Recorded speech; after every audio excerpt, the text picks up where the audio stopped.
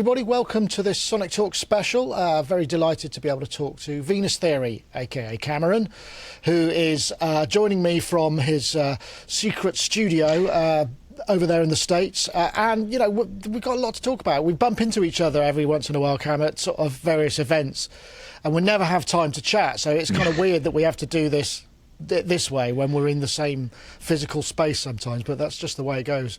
How are you? Oh, having so much fun it hurts. That's great. Enjoying the nice balmy, 114 degrees that is Nashville right now. It's awesome. Wow. Okay. So you're in the city of music. I must admit, when I went to Nashville a couple of times for Summer NAMM, I just felt in the same way that when you go to LA, it feels like it's the home of movies. Yeah. And Nashville feels very music orientated. Did you grow up there, or did you move there because you felt the vibe? I actually, I grew up in the middle of nowhere in Illinois, nowhere near Chicago or anything. I was like in the middle part that nothing ever happens and no one ever cares. The closest stoplight to where I lived was like a 40-minute drive away. So there was very much nothing to do. And then a tornado hit our town, and then it destroyed the movie theater. So then there was really nothing to do. So we found where we live now. I live outside of the Nashville area. My wife and I were going on our honeymoon, and this was during COVID. So we had like a honeymoon thing planned, but then like everything got canceled. So we were like, let's just do a road trip. I don't know. Like, I don't care. We're just going to pick somewhere and go. So we wanted to go to Savannah, Georgia, because it's the most haunted place in the U.S., allegedly. Okay. And my wife loves that stuff. So I was like, hell yeah, let's go to Savannah.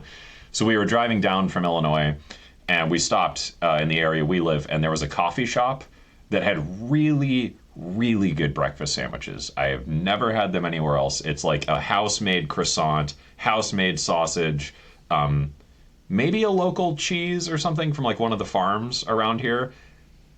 Absolutely insanely good, and the coffee was really, really good. So we were looking to move at the time, and we had no idea where we wanted to go. And then we were like, hey, remember that town we stopped in that had the really good coffee shop with the sandwiches? Let's go there. Wow, okay. Nashville, like Music City, was not a draw for me at all.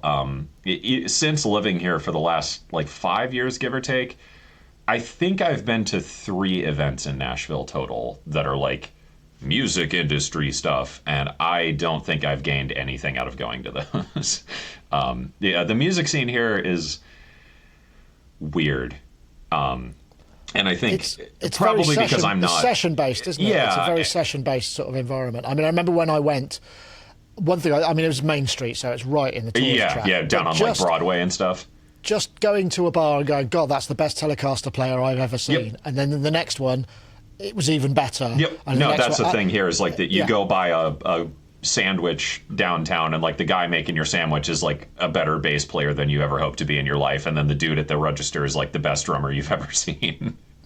So like everybody plays here, and I think it's just because I'm not involved in that side of the music industry anymore. Like I don't play live. I don't really have any interest in doing that. I don't do session work anymore, and I have no ambitions of being like a country star. There are so many great reasons to join our Patreon. Ad-free versions of our reviews and other videos, plus exclusive content like extra review footage and hidden gems from an extensive archive. Get early access to selected videos, enjoy the Sonic Talk pre-show banter, and there's a growing library of sample instruments and impulse responses to choose from. You'll also get access to our Discord server and a private monthly hangout with the team. So head over to patreon.com/Sonicstate to see the latest offers and explore our ever-expanding collection of Patreon-only content, and help keep what we do independent. See you there.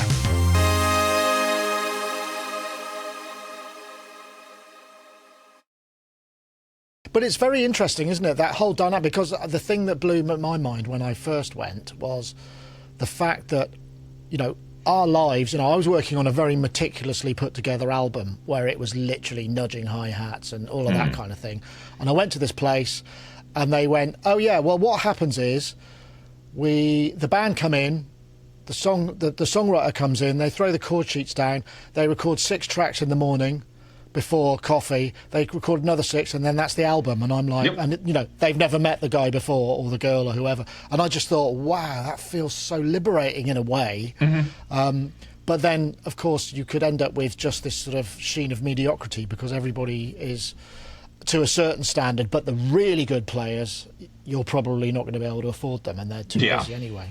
Yeah, and then, you know, the people that are, you know, insanely good, they get picked up either as an exclusive in-house person by one of the labels or studios here, or they get picked up by someone going on tour. You know, whoever the next big country star is picks so-and-so, and then like this girl that plays drums super well, and this guy that does keys, and, you know, this random old guy that plays like the B3 like you've never seen in your life, and they just hire them for a year and go on tour. It's an interesting town. The music scene is kind of dead, and I think it's because a lot of the bars have to license the songs that people are allowed to play. So if you go down on Broadway like more than once, you start to realize that everybody's playing like the same 50 songs over and over, and then the bands change every 20 minutes. So if you go into a bar and you watch a show, and I don't know if you experienced this when you were here, but yeah, you'll go in and watch a show, and then after 15, 20, 30 minutes, they're done, next band goes on, and they're just as good. Like, everybody's great. And it feels very hollow a lot of the time. I don't know, like everybody is going to be the next thing all the time, which I think is also kind of an LA thing. Yeah, I suppose it's a bit like kind of, you know, I'm an actress, you know. Yeah. I've had some small parts in that. Yeah, I suppose. Well, this conversation has already not gone in a direction I expected it to. But I mean, I find the whole Nashville thing. I found it quite exciting, and certainly better than, you know, when I have been to LA for the same reason. Sure. LA is more about image than ability. Yeah, so I suppose that's a different, or maybe it's the same everywhere else. So do you play? I mean, I've seen you kind of with various stringed instruments and whatnot. So how did you? What's your kind of musical background? Yeah, they all live over there right now, and everywhere else. There's a bunch of odds and ends here. I got started on guitar when I was very, very young. My dad's a guitar player. My great grandpa was a musician. I actually have my great-grandpa's guitar and his records downstairs in my living room. Lyle Kiefer was his name, and he was in the Kiefer Brothers band. So he recorded some records in like the 50s and 60s, made the radio, and I don't know, the family lore is kind of, I don't know too much, but he recorded some of it in Nashville. And at one point I found, I think, the studio he recorded at. It's no longer in business, but I found the building where he recorded in, and I was like, oh, that'd be such a fun video to like find out, you know, what happened, and like, do the master tapes still exist? Because the records are like barely functional. There's only, I think I have like 4 or 5 MP3s that someone in my family made at some point early on, and that's like the only music of my great grandpa's that I have. But that's very cool. So I always thought that was neat when I was a kid, because like my dad had my great grandpa's guitar, and he was like, you know, great grandpa Lyle made these records and stuff. So I thought that was like the coolest thing ever. So I wanted to be a drummer, but naturally my parents did not want to buy like a 9-year-old a drum kit, because that would be insane. And the garage was too close to the house. Yeah, exactly. And at the time, I don't know that like electronic drum kits were like affordable, because this would have been like 2002, 2003. So like, I don't think you could buy like a cheap, you know, Amazon e-drum kit. So my dad talked me into playing guitar, and I very distinctly remember getting my first guitar, and then he showed me how to play Bad to the Bone. And it's just like it sounds like a made-up story, but it's not, because I remember my dad showed me that, and I played it for like, I mean, God, hours in my room, just the da-da-da-da-da-da, that part. And then I figured out my dad taught it to me wrong, because I was listening to it. And I remember going to my dad and be like, hey, no, it goes like this, da-da-da-da-da-da, and like he was missing a note or something. So that was my start, and then took guitar lessons for maybe a year. Right. I don't know. Then my parents got divorced, so I was just kind of on my own, and guitar was the only thing I had to do. So up until I was, you know, 16, 17, that's all I did, was just like play guitar all day, skip school, play guitar, leave school early, go play guitar, you know, get off work at night, go play guitar. So you got your 10,000 hours in there. Yeah, pretty quickly. Because I had no friends and like no social life. and not exactly no living movie theater, right? Yeah, exactly. Like not living in like the beacon of things to do as like a teenager. So that was all I did, and from there I wanted to make songs. Right, like you play an instrument for a while, and you're like, oh, I want to make a song, but then I needed like drums and bass and stuff. So I had to figure that out, and I got a bass somehow. I think it was from my dad's band. I was like playing the bass that they had in the basement. And then I got Mixcraft 4.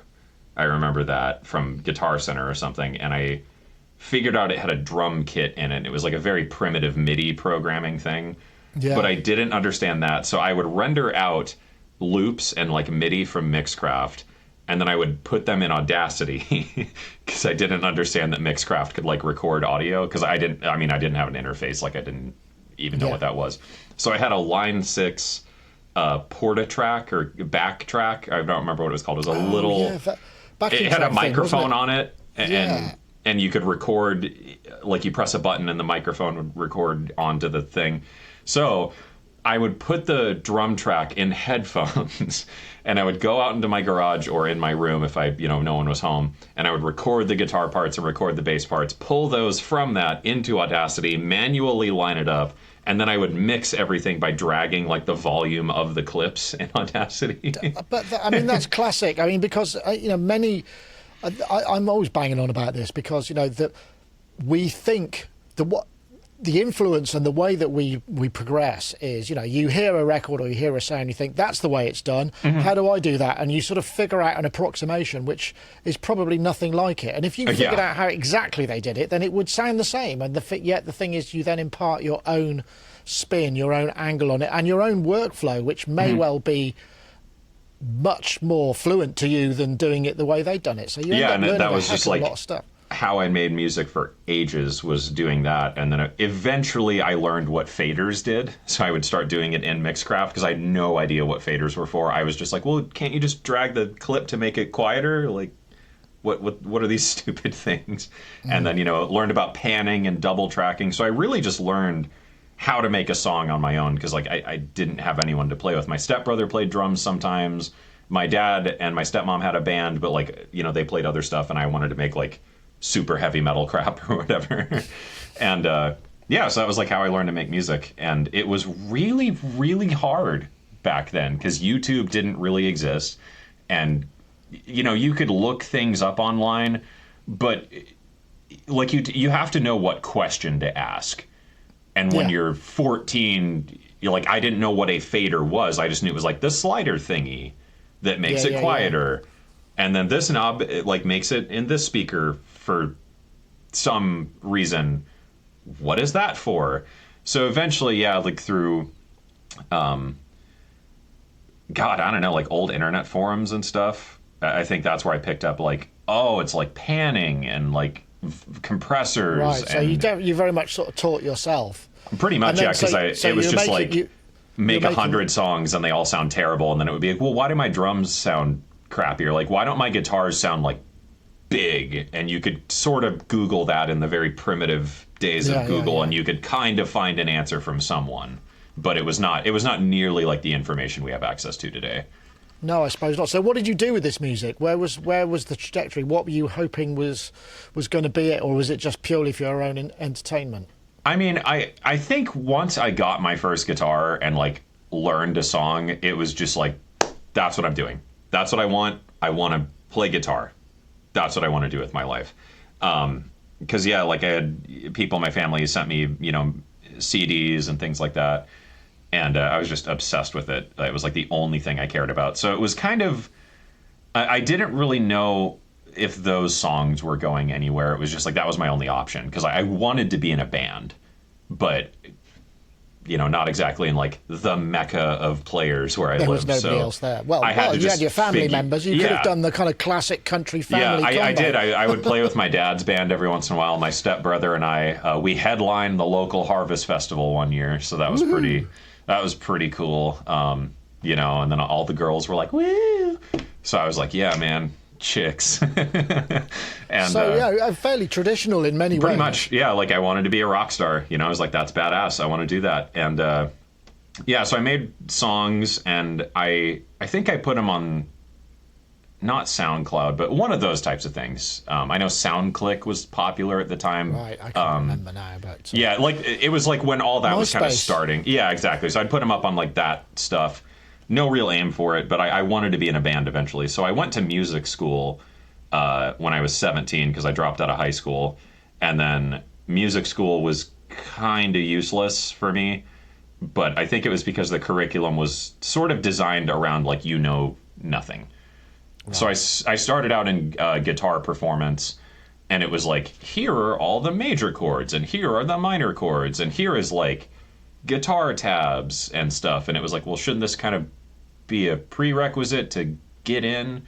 Because I had to do this whole like interview and like a demo playing a song and da da da da da, so they can assess where you're at. And yeah, it was dumb.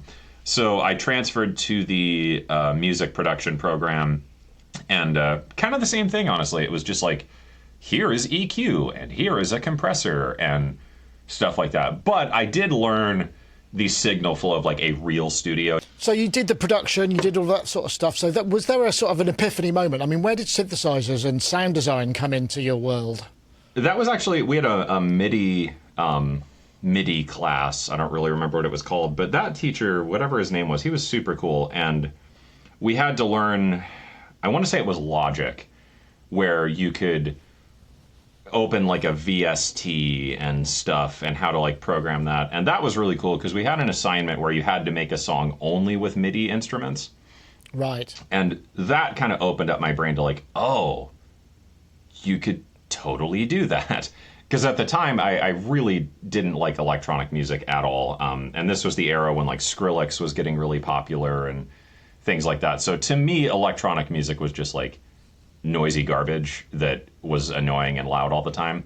But there were bands like Animals as Leaders and Periphery and things like that where they were incorporating synth sounds into like guitar-driven music. And I thought that was really cool. So I ended up buying FM8, which was the absolute worst choice for a first synthesizer.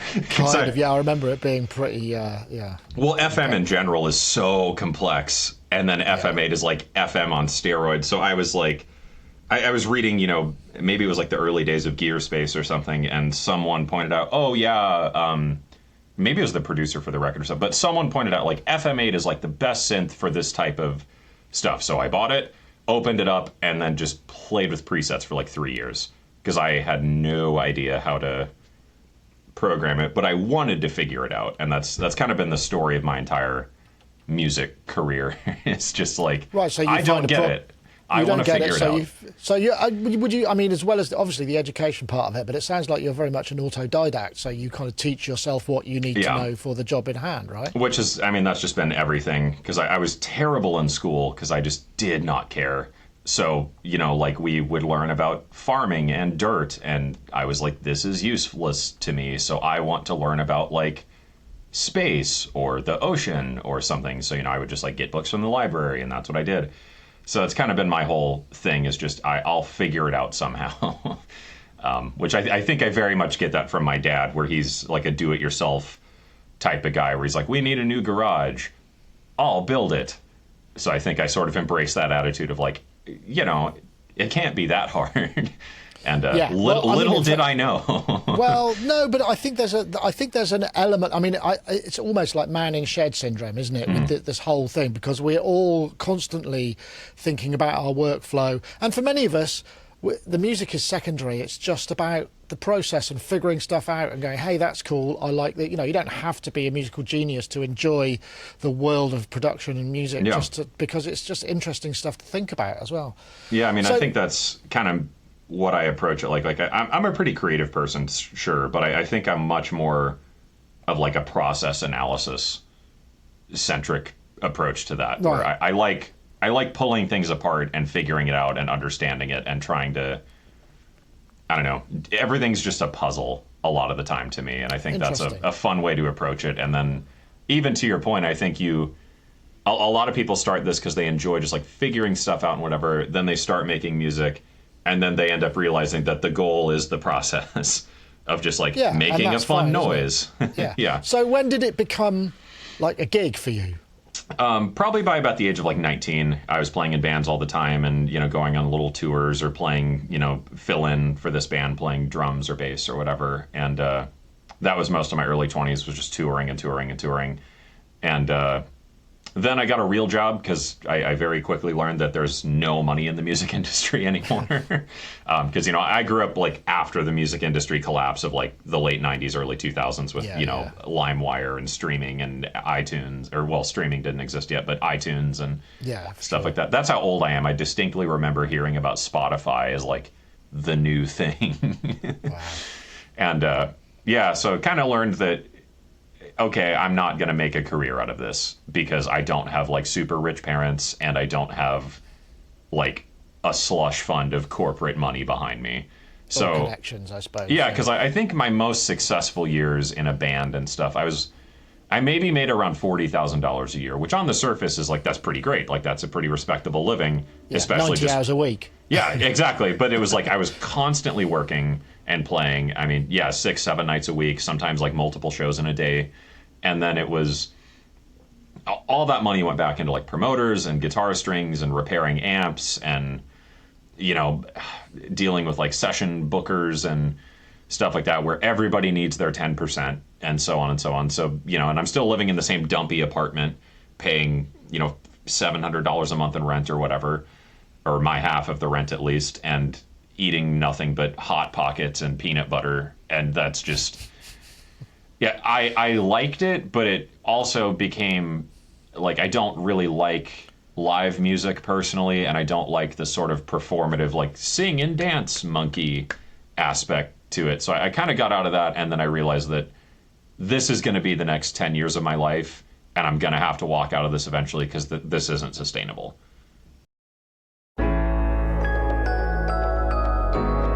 Unlock the color in your sound with Effects EQ. A unique multi-effect plugin that lets you paint 5 powerful creative effects into specific frequencies in your audio. No complex bus routing, no endless plugin stacks. Simply use a familiar EQ workflow to infuse a bit of drive, space, and texture where you need them for quick results that match your creative vision. Effects EQ's 5 creative effects modules all run in parallel, letting you discreetly shape each effect into your mix, letting you add more intrigue to specific parts of your sound and immediately avoid muddy mixes without needing additional plugins afterwards.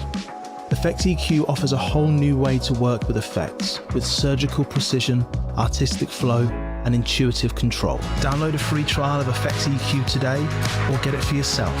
Now available at isotope.com. Right, so I mean, you've always had quite an analytical mind. You've thought ahead. I mean, you see that with your videos. You're sort of quite philosophical in a way, but you articulate it very well. So your internal dialogue, must be fairly clear because the way you articulate is clear to external people viewing it. So it took sense. My wife and I 7 years to adopt a second dog because we were constantly like, but should we? Yeah, I'm not like a super indecisive person, but I am very much a like think it all the way through person. In another life, I probably would have been terrifyingly good at chess. Right. So now, your daily or your weekly work, you are working in the music industry, or certainly in the ancillary areas. You're making music for games. Mm-hmm. You're doing patch design. You're doing sound design. You're doing sample sets. There's a whole bunch of things. Do you find that it's interesting because in a way, when you start out, you've got this single-minded thing. I want to be the guy on stage playing guitar, in front of thousands of people. But in reality, you have to be maybe that, but also, demoing stuff at a trade show or whatever. All of these different threads to it. So, how did you figure out what combination of things would work for you, or are you still doing it? When I was touring and stuff, I was learning about a lot of the other bands who I was like friends with, or like, we're on the same label and stuff. And there was a band called Defeater in the mid to late 2000s. They're phenomenal. They just released a new album, actually, that was very fun. And I think it was the bass player or the guitar player. Someone was running a rental van company on the side for touring musicians. And I was like, oh, that's brilliant. Because like, renting a Sprinter van is very expensive. What if it was just like a work van that was customized a little bit for touring musicians? So it kind of became clear that, yeah, that's the way you do it, is you don't just play guitar. You know, you have to, run a studio or, work a day job or whatever. And, that's what everyone does. So I got a day job doing front-end web dev stuff and like customer support things and whatever. And I just kind of had this more holistic look at everything of, okay, I make whatever it was, $49,700 a year. It was something like that. I still remember that number. And it was like, okay, if I can make that much money, like right now as it stands, I can afford rent, I can buy groceries, I don't have a car payment, that is what it costs for my life right now. Working, 8 hours a day, 5 days a week, and in the evenings I can work on music until 3 a.m. and no one can tell me otherwise. But if I can figure out a way to make $49,700 in the creative industry in any capacity, I can buy my life back. And that was kind of where it started. So I started my YouTube channel as just like, I finished an EP and I was like, I should just talk about some stuff I learned, I guess, just like make the video I wish I had a week ago, a day ago, a month ago, 5 years ago, whatever. Because that's what YouTube was at the time. There was Virtual Riot, Seamless R, Sadawick, and folks like that making that, person talking to a webcam about comb filters and serum. Like, that was production YouTube. So I was like, I should do that. I learned a few tricks and things.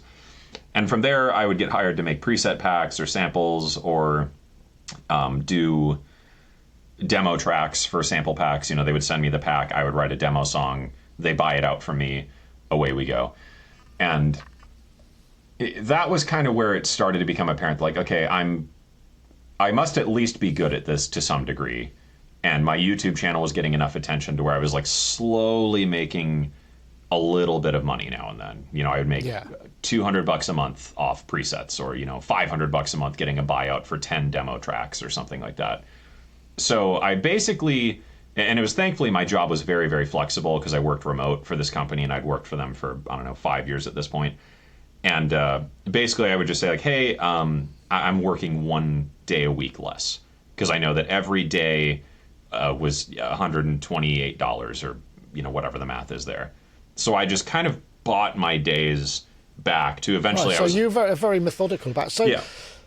Well, you can't just like quit. I think that's a very not smart way to do it. I mean, there's caution, but there's a lot of thought. So, I mean, and then, so YouTube became kind of a shop window to your talents. I mean, still to this day, that's out there, exactly how I think of it. Using synthesizers and doing patch design, and then that sort of starts to grow.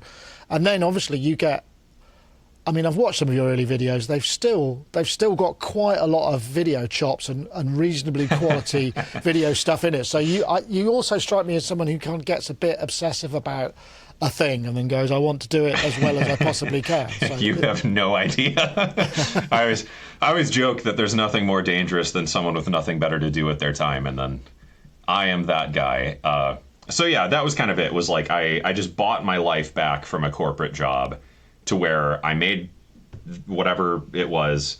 I made from to make everything, not just music, not just this, just a little bit of everything. And I had like a good client list that was very regular. So I knew that it was stable enough to where I could just be like, all right, I quit. Thanks, guys.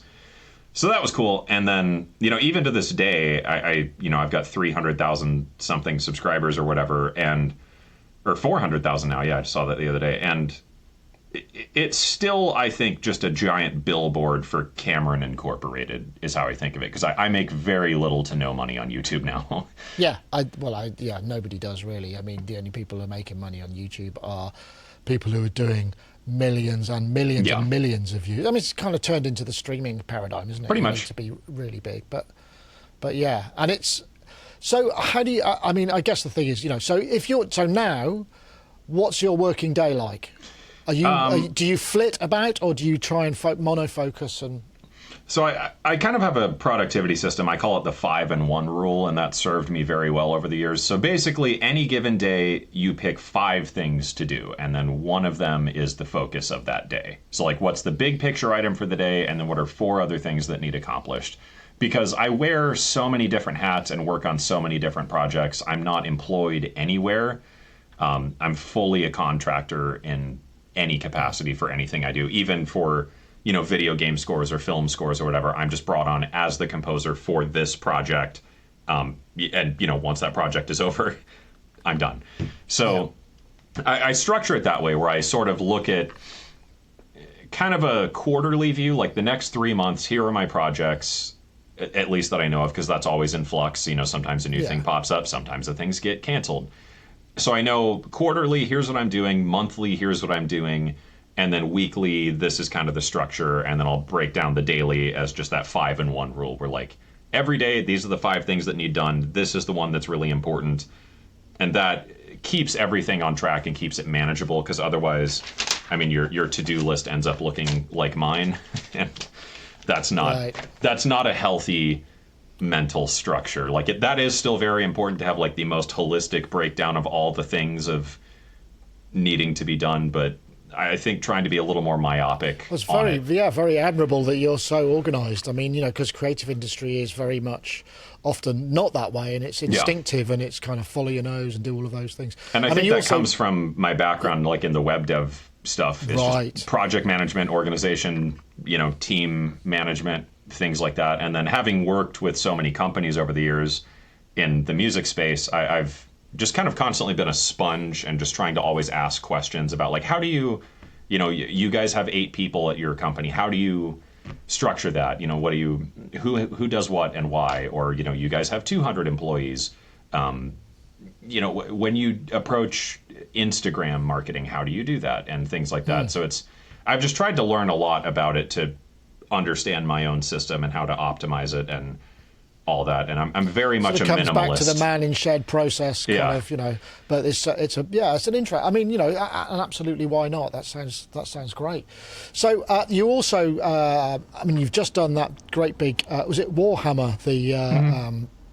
The soundtrack to that particular episode. I confess I am not a gamer. I don't understand it at all. But in the video that I think it was your last video where you just kind of say, this is what I've done.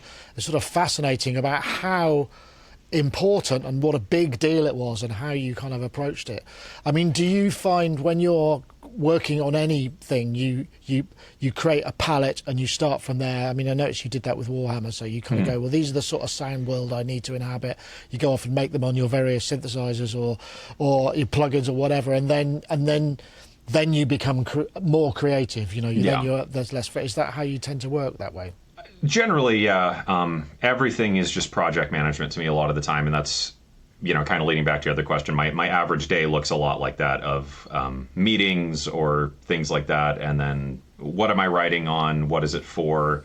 I try to really look into the story and the characters. Where is the episode or the show or the game going, and what part of this does it fall in, and how is it, how is this linking together later, and things like that. And then sonically, it's a pretty similar approach of, okay, so the last thing I wrote on that used a lot of synths, let's say, these are the synths I used. So, generally rule number 1 is put those away, get something else out. And then for a different project rather than just because otherwise it's easy to fall into the same like, well, like the polybrute sounds great on everything. Let's use that again. So it's like, okay, no polybrute this time. You have to use something else. Or, if I'm leaning synthetic or whatever, then it's like, okay, what if I try and make a cue only with organic instruments and like manipulating that? Where is that going to take me? So absolutely. It's a lot of high level setup like that of just what am I doing and why, what's it for, and what mood does it give me? And I think that's a lot of my approach to music is very much, I don't know, I enjoy music that functions on maybe a more like visceral level, right? So than anything. My next question was going to be, what happens when you've done all that and you sit there and you're just kind of like, I got nothing. I just haven't got. Can't think of anything to start with. What do you do to start the engine, as it were? Yeah, I think and this comes from my very early days in music. I don't know if you're familiar with like synesthesia at all, where like you see sound and stuff. So that's very much how my brain operates, and I'm a very, very visual person with music and I guess creativity in general, hence the YouTube channel, I guess. And I just, over time, I've really learned how to find this gut feeling of like looking at this thing, this still frame, this concept art, whatever. What does that sound like? And that's always kind of my first approach. Is it's very much like turn my brain off and just make something. I don't really care what yet. It's just I got to nail the. When it feels right or matches your mental picture. And that was like how a lot of my music gets made on my own. Is like I just have a thing in my head, and it's like, what does that feel like or sound like or whatever? Put that to music, and I approach it very much from like a play psychology standpoint, where I don't try and think too much about anything. It's just make everything that possibly works, and then it's just cut down as much as possible. That's the end product. So I mean, I guess you, from all your hours of playing and your music school and stuff, you've got the kind of the chops and the theory behind it. Yeah, which you don't, but you can use it instinctively. So it's that's important, because that means that you can articulate your thoughts without going, I don't know what that chord is, but I think that's the sound I need. I don't think about that stuff too much when I'm writing, because theory for me is much more like descriptive than prescriptive, where if I'm working on a piece or a score and I know that like this is where I'm at and this is where I'm stuck, or it needs to change here, that's when like theory brain stuff kicks in of like, okay, so I could revoice this chord, or we could use this change to do this and make it feel like this. But I very much am not an active thinker when I'm really just in that pure creative phase. Because I think as soon as you start thinking, it's just like that's game over. Because you're going to start like, oh, that snare sucks, that kick sounds lame, the strings sound weak there. Because as soon as that kicks in, you're done. Yeah, then you're into 2,000 tracks and none of them are any good. Exactly. Yeah, like do we really need 18? Trying to cover up the previous 999. Yeah, do we really need 18 kick drum layers? Like, is this really adding anything? So, I mean, one of the reasons that we got together is you've also been involved in doing early adopter of Decent Sampler. We use Decent Sampler for our Patreon, and I reached out to you to say, I really want to redesign our UI and stuff, and I saw some of the stuff that you do for Decent Sampler. Most of your stuff is kind of either free or pay what you like, which I think is very commendable. And you very kindly got involved and helped realise my crazy idea for a UI and what the features would be. I'm just doing a load of videos for them at the moment, and it's really interesting when you start working with samples, because it's so easy to make it very static, and the ability to have access to additional synthesis functions, I think, is really kind of quite powerful. I mean, and it's, in terms of plugin development, it's pretty easy. It's HTML, it's XML files, which, for those of you who don't know, you could do that in text. So is that what drew you to it? Because I mean, obviously, there's lots of other potential players. There's there's Halion, and there's Contact, and there are other, what's the MPC one as well that you could do. Oh yeah, for free. It's very complicated to programming, but you've got all of that stuff under the hood. What drew you to Decent Sampler? Doing a lot of sound design work and contracting for Contact libraries, I had a pretty reasonably good grasp on KSP, but when I really wanted to start releasing my own instrument libraries, most people don't have Contact. They have Contact Player. So in order for me to release a library for free, you have to pay. I would have to pay Native Instruments like ungodly amounts of money, and then deal with their licensing stuff, which I have instrument licensing issues all the time with Native Access. And everybody does, and it's annoying, and it's just like, okay, this sucks. And then I saw David Hilowitz had this Decent Sampler thing, and then I learned it was all in XML, which I'm super familiar with, and it has all the core functions that a sampler needs. It's not ultra fancy, it's certainly not Falcon, it's certainly not Contact, but it's good enough to where it plays the role that I think instruments should serve, where you open it up, it makes a thing, and you just want to make music with it. Whereas with a lot of Contact libraries I have, especially as a composer, some Contact libraries are so deep, and they have like a manual, this thick of sub functions, and you can target this and da-da-da-da-da. And I don't like that. I again, very much a minimalist in a lot of regards, and it was like, here's a platform, where I can make a thing. It can just have like 5 or 6 controls that just make you want to make music with it. So, pretty much based on that alone, I was like, cool, sold, I'll figure it out. And this was very early on in Decent Sampler, where I think all you could have was custom background art. You couldn't have custom sliders and knobs and things like that. Whereas now David has put so much work into it. You can even add animations into it now, where like you turn a knob and like the background animates, and he's added all sorts of crazy stuff. Then maybe that's going to be Sonic Decent Sampler version 3, perhaps. Yeah, so there's lots of crazy stuff that has been done to it. There's a convolution engine, there's distortion effects, wave folding effects, there's a bunch of different filters and envelopes and modulators, and it's gotten really, really good to where I'm very happy with the platform. But what is most important to me is that it's accessible to everybody. Where it runs on Mac, on Linux, on Windows. It's super duper lightweight. It reminds me a lot of Ableton's Simpler, where you load up Ableton Simpler and it makes a thing, and you make a music with it. And that's all I want out of it. And with it being so lightweight, it runs on like a potato of a computer, unless it's an enormous library, of course, but that's, any sample library, you're going to run into that. So I thought that was great. Like, here's a platform where I can make and distribute things 100% myself, and, using the money from my Patreon, that's how I fund all my releases, where it's like, I want to make stuff that's free for everybody. It's just pay what you want. If you, want to kick me $1, $5, whatever, great. If you want to support the Auras series that I do, become a patron, because that's how that's funded, and it's always free. Because I think that that's super duper important, where if you have the ability to throw me $1, $2, $5, $10, whatever, awesome. Super duper appreciate that. But everyone should be able to make music with good sounds. And, when I was coming up in music, sound libraries sucked and stuff. And especially today, I have access to a lot of like very boutique gear that I've acquired over the, decade plus of doing this kind of stuff. So why can't a free library of the Polybrute exist? There's no reason it can't. It's just that a lot of sample companies get a Jupiter or a Juno or a Polybrute or whatever and make the same sort of thing, and it's in Contact, it's super inefficient, it's super duper expensive. And I've made those libraries for, bigger companies and done that. So why not just do it myself and make it free? Like, I can give people the same level of quality for free in a lightweight platform that just works.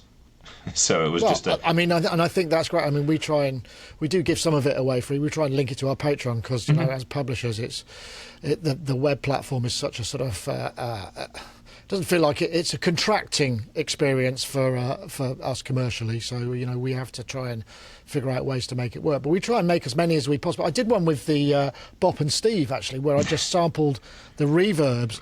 Man, that sounds good actually. Yeah, and I think that sounds really good. The fun of sampling is like you can make things that you can't make on a synthesizer and you can't make live, because the nature of sampling is like capturing a moment of something happening and then reconstructing it, repitching it, adding filters to it and things like that, where just sampling reverb tails is a great time, and it makes like incredibly cool atmospheric things. And I think when it comes to instrument design, that's probably the mistake a lot of people make. Being a guitar player myself, every time I hear a sampled guitar library, I'm just like, eh. Like that doesn't sound right. No. But some of them sound very good, but there is just something about that. So the question to me is always, if I cannot make a good library of the natural sound of this thing, what can I do with it that's interesting? Right. Yeah, because then it's like if we... Approach. And that's like a lot of my approach to the creative process is I just have this rule of like subverting one assumption I have about a thing. So if I'm making a techno track, there's a bass line, there's big drums, there's like the big pounding 808 with like the techno rumble delays on it, and there's skippy hi-hat, stuttery vocal thing. Okay, if that's the formula, what is one rule I can break about this? And I think I have a very similar approach to instrument design of like, okay, I'm going to sample a cello. Sampling a realistic cello is super hard. Also, it's been done to death. What can I do with a cello that sounds cello-like, that's interesting, and takes advantage of the nature of sampling? Yeah. Well, those are questions that are sometimes hard to answer, I suppose. Which, again, is just like, I don't know, what if I plug it into a looper pedal? Yeah, no, good 80% of the time it sounds like garbage, but sometimes every once in a while, yeah, there's like a cool thing. If you've got the time to experiment. Interesting. So which kind of takes me back to back to your studio. You're saying you had a load of boutique gear and stuff. I noticed in some of your early videos, the Waldorf Iridium, and well, in the recent one, seems to be there a lot. What? Yep. So what are the things you can't live without in your studio? The Iridium, it's right here, actually, just off camera. That's like, it's always right here on my desk. God, that thing's incredible. It still just blows my mind. It is not fun to program at all. But God, it is so good. Let's see, the Electron Analog Rhythm Mark II sits right over here just below the Iridium. I just like that as a drum machine. Very, very functional. Polybrute 12 sits over here. Currently, it's the Novation Summit, which I just got a couple weeks ago. And then I have this is a 2-tier keyboard stand. So above that, currently I have the Solar 42 and the Pulsar 23. Oh, interesting. Yeah. So I think that very unique ways of making music. Yeah, and then I've got some other odds and ends. But I think the biggest things for me, Polybrute, just ridiculously good. Love that thing. Iridium for like other sounds, just because it does a little bit of everything. And yeah, I guess maybe the Electron Analog Rhythm, those would be like just my mainstay. That's things. really, I mean, that again, very focused and very clear and decisive sort of choices. You didn't faff around there, you just got straight to it. Well, realistically, with the Iridium, like I could probably get rid of everything else in my studio other than like the really weird semi-modular or modular bits and bobs, because the Iridium, like, VA, wavetable, FM, sampler, granular, resonance, live input, bitimbral, MPE, blah, blah, blah. Like, on paper, everyone should just own an Iridium because it does everything. And, like, I can make great sounding VA patches on it that sit super well. I can make very precise digital drums with it. I can put granular things in it. But, yeah, it's like, Polybrute is the analog stuff. Like, if I just need analog-y, whatever, that's the tool for that, because it does all the basics super well, and with the mod matrix, very functional to just make it more interesting. The Iridium is kind of like any other thing, digital stuff, FM stuff, whatever. It does that. Good drum machine, and the Analog Rhythm can also load samples. So between those three, that's enough to start everything. And then I do really enjoy the Solar 42 and the Pulsar.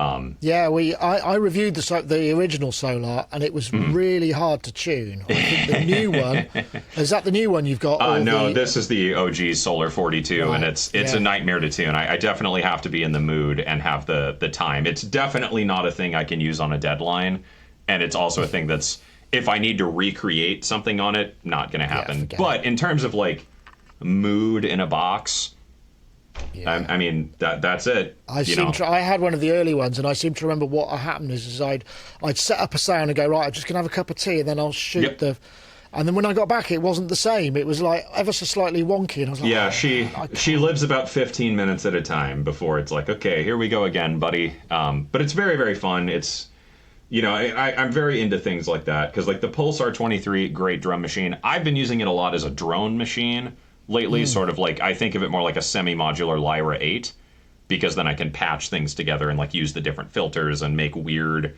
things. But I wouldn't consider those like must-haves, but for like the Venus Theory sound, they're very important to me. Yeah, no, the Pulsar is a really unique. I generally have kick, snare, hat, or kick, snare, kick, hat, and clap, and a bass sound. Yeah, it's great and it's great for that. And then I don't know, outside of that, everything else is just kind of a per project as needed. Yeah, absolutely. Native Instruments modular icons. Vintage modular synth sounds from iconic artists and instruments. Made in collaboration with the Bob Moog Foundation. Part of the Play series, great sounding presets and real-time control. Modular Icons was built from the real thing. Rare modular synths that shape the sound of electronic music.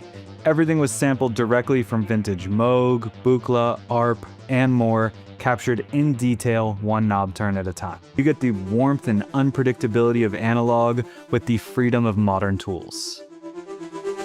The modulars themselves are so expansive, but when you are providing 10 or 12 different incredible modulars, people really have this immense palette to explore, and to shape in their own way, to create in their own way. Over 60% of the proceeds go to supporting the Bob Moog Foundation. So you said you had the Novation with you. Did you say you've been working on some sample instruments for that? Yeah, I just went to visit my friend Jason Graves. He's a composer for a few small indie games you may have heard of, Call of Duty, Tomb Raider, things like that. He's done a few things. He's awesome. So we both got Novation Summits, and we shot a video for Novation's channel about using the Summit for video game composition and just kind of how to make video game music, mostly focusing on hybrid music, the very contemporary like synths and contemporary orchestra things. So we shot a video for that, and then we're working on a patch bank for Novation components that'll be free. So that'll be cool. And then I think I want to sample out all of the presets we did for it and put them out as a free decent sampler instrument, just because that's very much not an impulse buy. I think it's $2,800. Wow. Okay. But I don't know. The Summit, is that the Summit? Or the Peak? Yeah, this is the Summit, and I had the Peak. Basically, yeah. Yeah, I had the Peak for 5 years, give or take, and I sold it to get the Iridium because I was like, I cannot have 2 wavetable synths. That's unnecessary. And now here I am with like 4 different wavetable synths. But it's like guitars, where it's like, well, I need 4 different guitars. They all sound a little different, But yeah, the Summit is incredible, man. The filter is Chris, hug it again. Yeah, in full force. It has the dual filter, though, which is exclusive to the Summit, which is, it combines 2 of the filters at the same time. So you get that, I think PWM sort of revamped that on the Mantis. Oh, the twin peaks. It doesn't sound like that filter, but it's sort of like that filter. And that's super duper fun. And you can layer 2 patches. You could do splits. You could do all sorts of stuff. And it's very, very, very tactile, which I appreciate, because you get like the FM is right on there as a dedicated knob now. But it's interesting, isn't it? Because this is, in I guess in modern terms, and the way that technology moves, this is almost, it's like old synth technology. I say old. It's been out a few years. What areas of synthesis do you think are interesting now and that are kind of expanding, that maybe are coming up? I mean, obviously you might know about something you can't talk about. Yeah.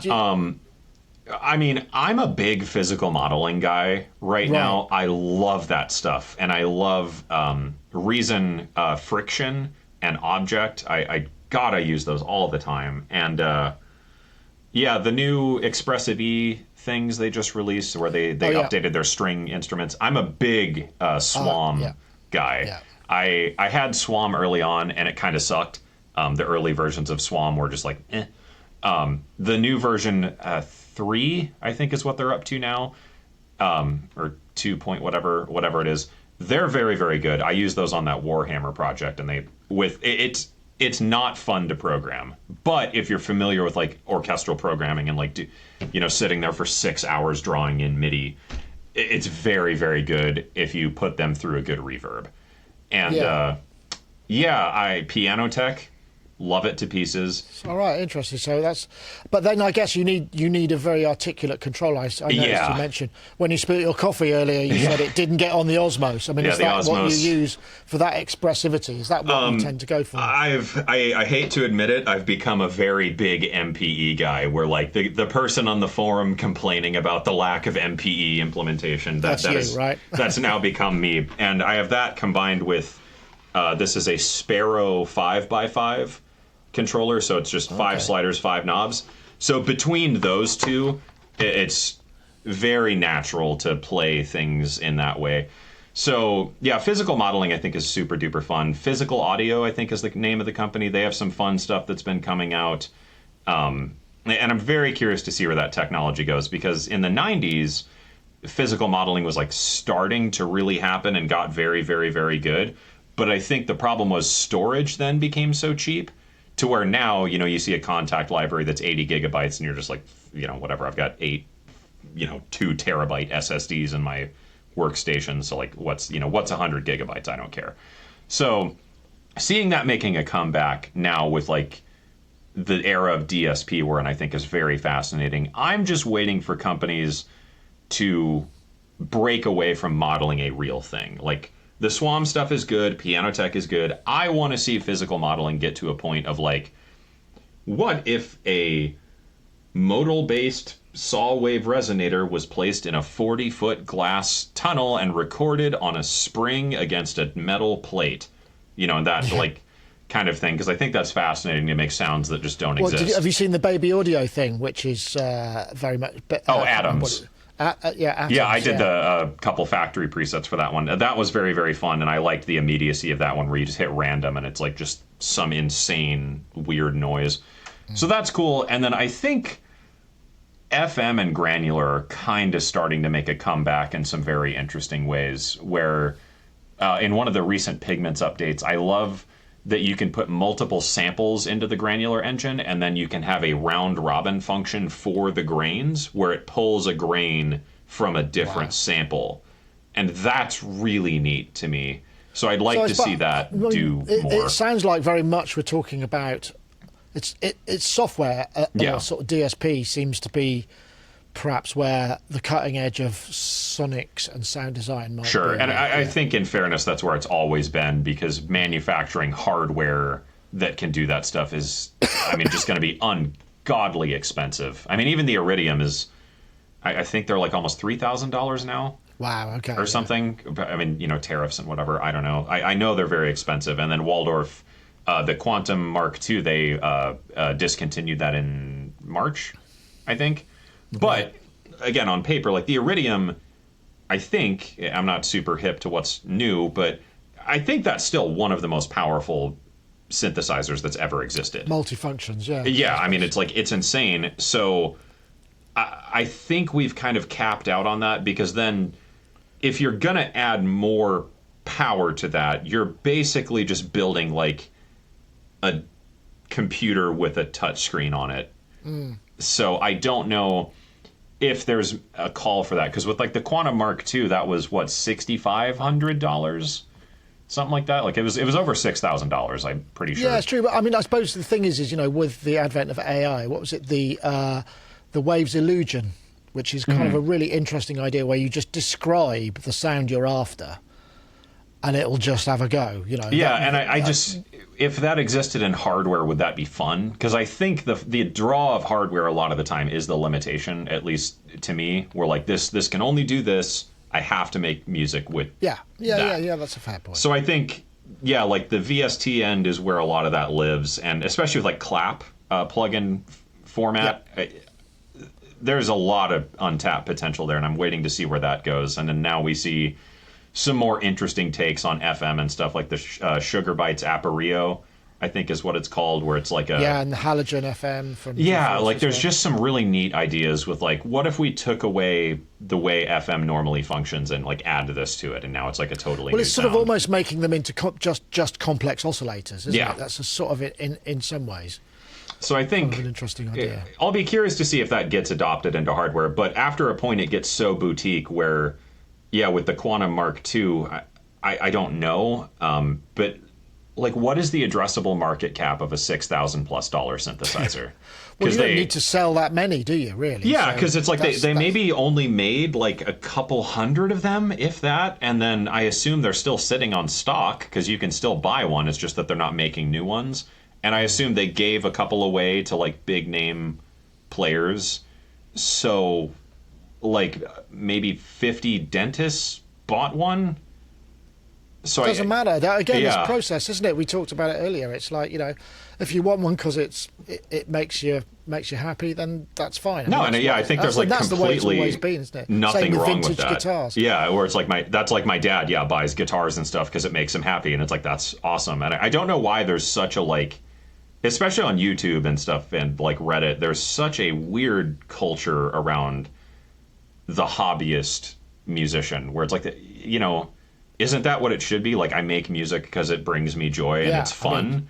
And like, I don't... Who's making any money out of, you know, if you're not Right, a hobbyist, yeah, then you're 'cause then probably it's like, struggling, aren't you? Or you're even really, now- really famous, yeah. Even now with what I do with composing and stuff, it's like I still just make music for things I enjoy because it brings me fulfillment. And then if you don't like it, I don't care.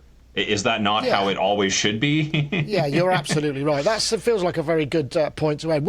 So what's next for you, and where can people find most of your output, as it were? Well, I just released a new free decent sample library with Jason Graves called Layer. It's a box of nightmares, mostly. It was recorded from a lot of found sound. We used a metal dustbin and old garbage can lids and lots of weird sounds like that. Put that into a library. That was super duper fun. I'm working on the Novation Components pack and then a decent sampler library built from that so everyone can play with it. That'll also be free. We're working on some new stuff at Decent Samples with a new collab library that'll be paid, but we'll have a free version, which I need to repair like 5 micro cassette players I bought because none of them work. So that's going to be a fun weekend of just soldering and crying. And a couple new games and films on the horizon, but I can't talk about them. So there's that. That'll all be in the next couple years, I believe. And then finishing the Sonicstate decent sampler thing, if there's anything else to add to it. But I think it's turned out really good. I think it's turned out really good as well. I find it's got. I think the only thing I want to try and figure out is, I was talking about this in our Superstar Hangout, which is the thing we do on Patreon, about the nature of control law and how it works. Mm-hmm. I think that's the one thing that is quite difficult to nail on Decent Sampler and many software things, because it requires quite a lot of mathematics and sort of intransient sort of feelings about how a knob should respond. Do you know what I mean? It's funny, like when you make your first instrument library or even program your first couple synth patches, you're just like, oh yeah, this is like way more difficult than I thought. But so that's kind of what I got coming up. And then I'm finishing a new YouTube video at some point about Instagrambient and the aestheticization of music. So that should be okay. So fun. We didn't really talk about this, but your video essays are great. Thank you. They're very cinematic. You obviously kind of spend a lot of time with the look and the way it goes together. Really nicely done. And they're a huge pain in the ass to make. Yeah, well, inevitably. Thank you so much, Venus, Cameron. Thank you. It's been lovely talking to you. Yeah, thanks for having me. Glad we finally connected on this after 3 tries.